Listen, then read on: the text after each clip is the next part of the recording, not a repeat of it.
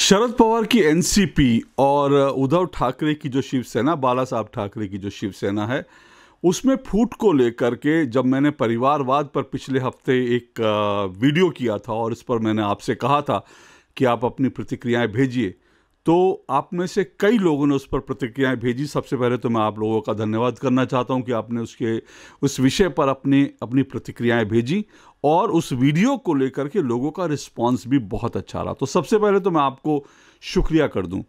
बहुत सारे रिस्पांस आए, कई जो प्रतिक्रियाएं थी उन पर मैंने जवाब भी दिया, कई पे मैंने थम्स अप भी किया। कुछ लोगों का मैंने ना थम्स अप किया ना जवाब दिया, क्योंकि कुछ लोग उसमें ये लिख रहे थे कि मैं बीजेपी पे क्यों नहीं बोलता, मैं बीजेपी की बात नहीं करता, और क्या मैं बीजेपी का पिट्ठू हूँ, बीजेपी को लेकर मैं कोई आलोचना नहीं करता, परिवारवाद बीजेपी में भी तो है। तो मैंने उनका जवाब इसलिए नहीं दिया क्योंकि मैंने सोचा कि मैं वीडियो बना करके इस विषय पर ज़रूर अपनी बात रखूँगा। पहली बात तो ये है कि बीजेपी हो, कांग्रेस हो, समाजवादी पार्टी हो, शिवसेना हो, जहाँ कोई बुराई होगी, जहाँ कुछ गलत होगा, उस पर लेकर के मैं ज़रूर बोलूँगा, ज़रूर वीडियो बनाऊँगा। मेरे लिए पार्टियाँ क्या हैं वो कोई मायने नहीं रखता। हाँ, अब सवाल ये उठता है कि कई लोगों ने पूछा कि क्या बीजेपी में भी परिवारवाद है, उन्होंने कहा। तो मैं आपको एक छोटा सा आंकड़ा दे देता हूँ, क्योंकि आज मैं इसी विषय पे बात करूँगा कि क्या बीजेपी में भी परिवारवाद है। और जब मैं ये बात करूँगा तो हमें ये भी समझना है कि दरअसल परिवारवाद होता क्या है, वंशवादी पार्टियाँ होती क्या हैं, क्योंकि इसको भी समझना बड़ा ज़रूरी है। तो पहली बात तो मैं आपको ये बता दूं कि जो डेटा है, जो एक आंकड़ा है, वो ये कहता है कि इस वक्त संसद के अंदर बीजेपी के जितने भी सांसद हैं, करीब 303 सांसद बीजेपी के वहाँ हैं, तो इसमें से 17%, 17% जो है वो बीजेपी के सांसद ऐसे हैं जिनके पिता या जिनके परिवार का कोई ना कोई व्यक्ति राजनीति में रहा, या पार्टी में रहा, या फिर मुख्यमंत्री रहा, या सांसद रहा, या केंद्रीय मंत्री रहा। 17% ऐसे लोग हैं। तो इससे हम इनकार नहीं कर सकते कि बीजेपी में इस तरह से जो है बाप के बाद बेटा, इसको बढ़ावा नहीं दिया जाता। तो ये बीजेपी में भी है। लेकिन अब मेरा सवाल ये है, इसको समझने की कोशिश कीजिए। जब मैं परिवारवाद पर, जब मैं एनसीपी की बात करता हूं, जब मैं उद्धव ठाकरे, बाला साहब ठाकरे की बात करता हूं, जब मैं कांग्रेस की बात करता हूं, तो बीजेपी को मैं उसको लेकर के बीजेपी पर सवाल क्यों नहीं उठाता हूं।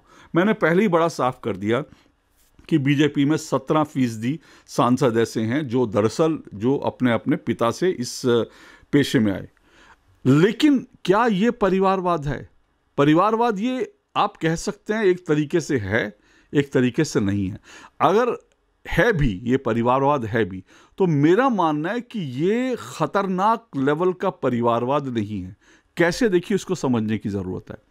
मान लीजिए, फ़र्ज़ कीजिए कि आप दरअसल एक बिजनेस चलाते हैं, या आप डॉक्टर हैं, आप बहुत अच्छे इंजीनियर हैं। तो आपको लगता है कि आपने इंजीनियरिंग के पेशे में बड़ा अच्छा काम किया। आपको लगता है कि आप जो है दरअसल एक रेपुटेटेड जर्नलिस्ट हैं, और आप अपने बच्चे को भी इसी फील्ड में लाना चाहते हैं। दो तरीके से होता है। देखिए, एक तो ये होता है कि मैं अपने बच्चे को अपनी ही फील्ड में लाना चाहूँ, क्योंकि मुझे लगता है कि हाँ, मेरा इंटरेस्ट है इस फील्ड में, क्योंकि मैं इस फील्ड में हूँ, तो मुझे लगता है मैं अपने बच्चे को भी इसी फील्ड में ले आऊँ। और कई बार ऐसा होता है कि आप जो बच्चे होते हैं वो दरअसल माता पिता को देख करके, वो जब माता पिता को देखते हैं कि वो सफल हो गए, माता पिता से वो बहुत सारा इंस्पिरेशन लेते हैं। तो कई बार लोग देखते हैं कि हाँ, मेरे पिता ने इस फील्ड में अच्छा किया, तो मैं भी इस फील्ड में करूँगा।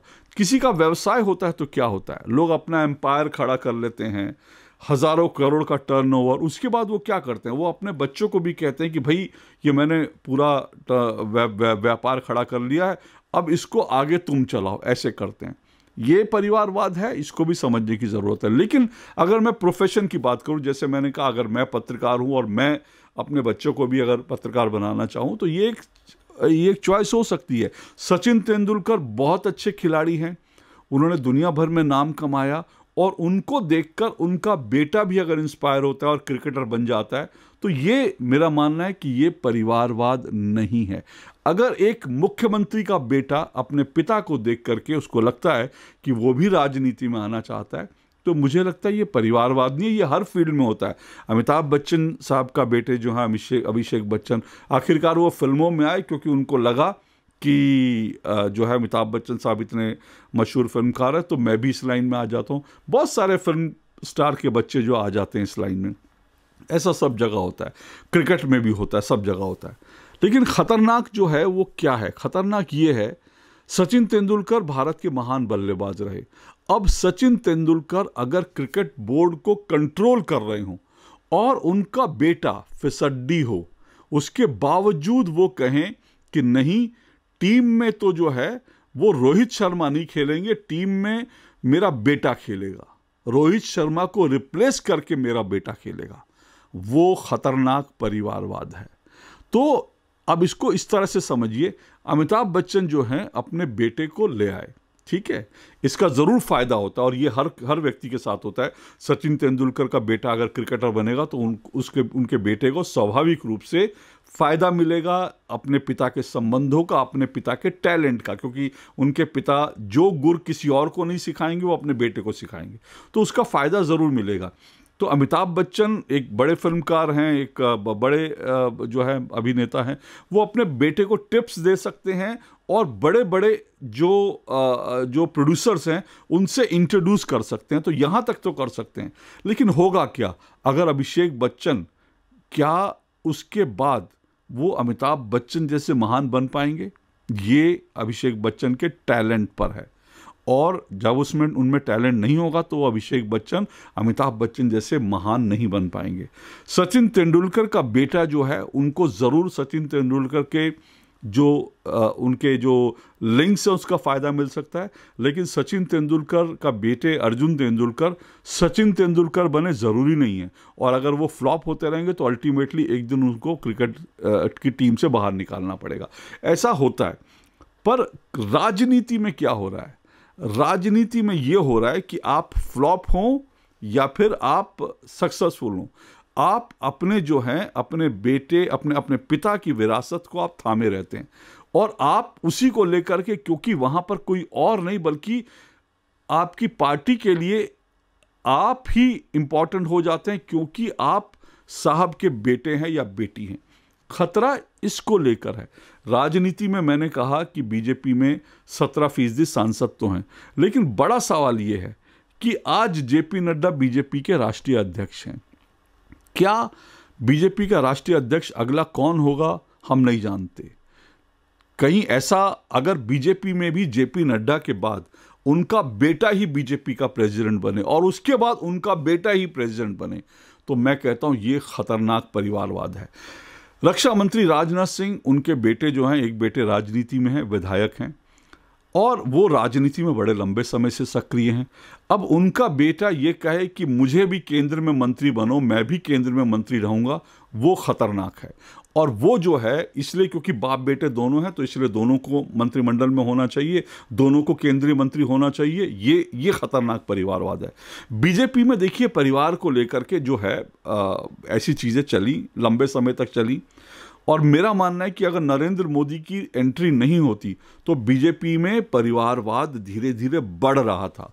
लेकिन नरेंद्र मोदी ने क्या किया, परिवारवाद जो बीजेपी में बढ़ रहा था उसको उन्होंने कंट्रोल लगा दिया। अब आपको उसको मैं 2 उदाहरण देता हूँ। प्रेम कुमार धूमल बीजेपी के बड़े सक्सेसफुल हिमाचल प्रदेश के मुख्यमंत्री रहे, उनके बेटे अनुराग ठाकुर हैं। अब प्रेम कुमार धूमल जो हैं वो हिमाचल प्रदेश के मुख्यमंत्री रहे, और उनके बेटे जो हैं अगर केंद्र में मंत्री होते, दोनों लोग टॉप पोजीशन में होते, तो इस परिवारवाद पर आप ज़रूर उंगली उठा सकते थे। लेकिन नरेंद्र मोदी के समय में क्या हो रहा है, उन्होंने ये तय कर रखा है, नरेंद्र मोदी ने, ये हम लोग जैसा जानते हैं अंदरूनी बात है, नरेंद्र मोदी ने तय कर रखा है कि बाप या बेटा पार्टी में से एक ही व्यक्ति जो है वो किसी शीर्ष पद पे आ सकता है। ये उन्होंने एक अघोषित रूप से तय कर रखा है। तो अगर प्रेम कुमार धूमल मुख्यमंत्री रहते तो अनुराग ठाकुर केंद्र में मंत्री नहीं बनते। अब प्रेम कुमार धूमल जो है मुख्यमंत्री नहीं है, इसलिए अनुराग ठाकुर के केंद्र में मंत्री बनने का रास्ता साफ हो गया, वो मंत्री हैं। अनुराग ठाकुर में भले ही वो बड़े काबिल हों, लेकिन नरेंद्र मोदी ने एक तय कर रखा था, ये नियम बना रखा था, ये लिखा हुआ नियम नहीं था लेकिन ये अघोषित नियम था कि अगर प्रेम कुमार धूमल मुख्यमंत्री हैं तो फिर अनुराग ठाकुर भले ही काबिल हों, लेकिन उनको जो है किसी शीर्ष पद पर नहीं लाया जाएगा। इसी तरह से राजनाथ सिंह जो हैं, उनके बेटे जो हैं, वो चुनाव बार बार जीत रहे हैं, लेकिन उसके बावजूद यूपी में वो मंत्री नहीं बनाए जा रहे, जबकि वो मंत्री बनने की सभी योग्यता पूरी करते हैं। लेकिन क्योंकि अभी राजनाथ सिंह जो हैं वो केंद्र में रक्षा मंत्री हैं, बड़े पद पर हैं, इसलिए उनके बेटे को वहाँ पर कोई शीर्ष पद नहीं दिया जा रहा। बहुत संभव है कि जिस दिन राजनाथ सिंह जी रिटायर हों उस दिन उनके बेटे को कोई बड़ा पद दे दिया जाए। तो बाप और बेटा दोनों एक साथ जो है शीर्ष पद पर नहीं होंगे, ये नरेंद्र मोदी ने पार्टी में व्यवस्था कर दी, जो मुझे लगता है एक अच्छी चीज़ है। लेकिन क्या बाकी पार्टियों में ऐसा है? मैं क्यों कह रहा हूं कि बाकी पार्टियों में खतरनाक जो है परिवारवाद है, इसलिए कह रहा हूं क्योंकि जैसे मैं आपको अगर उदाहरण दूं शिवसेना का, शिवसेना आप देखिए, पहले बाला साहब ठाकरे थे, बाला साहब ठाकरे की जगह कौन लेता है? राज ठाकरे नहीं लेते, उद्धव ठाकरे से ज़्यादा काबिल, लेकिन उनकी जगह कौन लेते हैं? बाला साहब ठाकरे की जगह लाते हैं उद्धव ठाकरे, जो बाला साहब ठाकरे के बेटे हैं। अब उद्धव ठाकरे के पास पार्टी आ गई, उद्धव ठाकरे के बाद अब कौन पार्टी संभाल रहा है? अब पार्टी संभालने की जो है जिम्मेदारी आदित्य ठाकरे, जो उद्धव ठाकरे के बेटे हैं। पार्टी में और भी कई जो हैं प्रतिभाशाली बड़े नेता हो सकते हैं, लेकिन पार्टी की कमान किसके हाथ में जा रही है? वो जा रही है सीधा सीधा जो है आदित्य ठाकरे के हाथ। क्यों भाई? पार्टी में कोई और नहीं है। ठीक इसी तरह जो है एनसीपी का भी मामला था। पार्टी में पहले कौन? शरद पवार ने पार्टी बनाई। शरद पवार किसके हाथ में पार्टी देना चाहते हैं? अपनी बेटी सुप्रिया सूले के हाथ में देना चाहते हैं, लेकिन अजीत पवार के हाथ में नहीं देना चाहते क्योंकि वो उनके बेटे नहीं हैं। तो यहाँ पर ये खतरनाक ट्रेंड है। इसी तरह से कांग्रेस में क्या हुआ? कांग्रेस में पहले कांग्रेस जो है नेहरू जी की कांग्रेस थी, उसके बाद जो है वो इंदिरा गांधी की कांग्रेस हुई, जो उनकी बेटी थी। इंदिरा गांधी की जगह कौन लेते हैं? राजीव गांधी लेते हैं, जो इंदिरा जी के बेटे हैं। उसके बाद राजीव गांधी जी की जगह कौन लेते हैं? जो सोनिया गांधी हैं, जो उनकी पत्नी हैं। और उसके बाद जगह कौन ले रहा है? सोनिया गांधी की जगह कौन ले रहा है? सोनिया गांधी के बाद अगला नंबर किसका आ रहा है? राहुल गांधी का आ रहा है, जो उनके बेटे हैं, या फिर प्रियंका वाड्रा का आ रहा है, जो उनकी बेटी हैं। और उसके बाद जो है आज जो है प्रियंका वाड्रा के बच्चों के भी नाम लिए जाते हैं कि अगली बार पार्टी जो है इनके हाथ में होगी। तो सवाल ये है कि क्या कांग्रेस में और अच्छे नेता नहीं हैं? ये ठीक है कि कांग्रेस ने दबाव के चलते मल्लिकार्जुन खड़गे को अभी अपना अध्यक्ष बना दिया है, लेकिन खड़गे जी की हैसियत क्या है ये मुझे बताने की ज़रूरत नहीं, आपको अच्छी तरह से मालूम होना चाहिए। वो राहुल गांधी की मर्जी के बिना, सोनिया गांधी की मर्जी के बिना एक पत्ता भी नहीं हिला सकते। ये परिवारवाद है। तो ये समस्या ये है। इसी तरह से बाकी पार्टियों, बहुत सारी पार्टियों में इस तरह की जो बीमारी है, आप तमिलनाडु में देख लीजिए, वहाँ पर जो है करुणानिधि के बाद उनके बेटे स्टालिन, और अब स्टालिन के बेटे जो हैं उनकी जगह लेने को तैयार हो गए। ये खतरनाक परिवारवाद है। लेकिन क्या इसकी तुलना आप बीजेपी से कर सकते हैं? बिल्कुल नहीं। बीजेपी में क्या है? बीजेपी के पहले कौन कौन अध्यक्ष रह चुके हैं? क्या कभी ऐसा हुआ नरेंद्र मोदी के उनका तो कोई परिवार नहीं है, लेकिन क्या बीजेपी में जेपी नड्डा ये तय कर सकते हैं कि मेरा बेटा ही अगला पार्टी का अध्यक्ष होगा? क्या राजनाथ सिंह ये डिसाइड कर सकते हैं कि उनका बेटा ही पार्टी का अध्यक्ष होगा अगला? क्या नितिन गडकरी जब बीजेपी के अध्यक्ष थे, क्या वो तय कर सकते थे कि मेरा बेटा पार्टी का अध्यक्ष होगा? सभी बीजेपी के जो अध्यक्ष हैं वो अलग अलग जो हैं जगह से आए।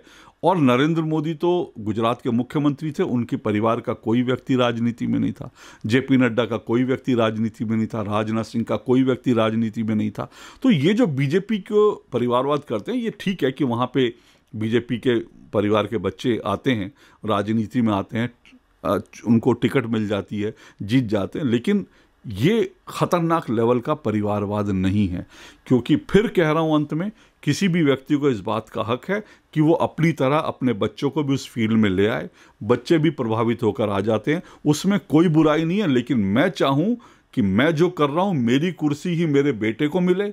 मैं ये चाहूं कि तेंदुलकर ये चाहे कि उनकी जो कुर्सी है उनके बेटे को मिले। अमिताभ बच्चन ये चाहे उनकी जो कुर्सी है उनके बेटे को मिले। इसी तरह से जो है भारत का जो कोई राष्ट्रपति हैं वो चाहे कि मेरी कुर्सी मेरे बेटे को मिले। प्रधानमंत्री ये चाहे मेरी कुर्सी मेरे बेटे को मिले। और इसी तरह से जो है बाकी सब लोग ये चाहने लगे कि मेरी कुर्सी के जो है मेरे बाद मेरे बेटे या बेटी को ही मिले। ये खतरनाक वंशवाद है, परिवारवाद है, ये राजतंत्र है। और ये राजतंत्र जो है पॉलिटिकल पार्टियों में नहीं होना चाहिए। तो बीजेपी में को लेकर के आप लोगों ने जो सवाल उठाए उनका मैंने जवाब देने की कोशिश की। उम्मीद है कि आप इससे संतुष्ट होंगे। और बीजेपी हो या कांग्रेस हो, मेरा मानना है परिवारवाद किसी पार्टी में नहीं होना चाहिए।